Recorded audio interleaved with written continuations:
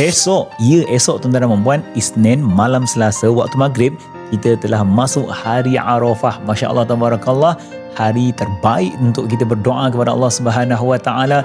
Sebaik-baik doa adalah doa pada hari Arafah, hari di mana Allah Subhanahu Wa Taala membebaskan terlalu ramai hamba-Nya daripada api neraka. Apa ibadah yang kita nak buat?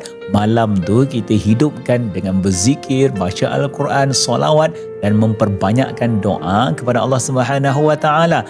Hari Selasa 26 hari bulan 5, tuan-tuan dan puan, pada siangnya kita disarankan oleh baginda Rasulullah untuk berpuasa kalau kita tidak menunaikan haji. Sesiapa yang berpuasa akan diampunkan dosa setahun sebelum dan setahun selepas. Allahu Akbar.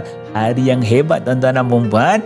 Banyakkan bersedekah, kita banyakkan melakukan ketaatan serta ibadah kepada Allah Subhanahu Wa Taala.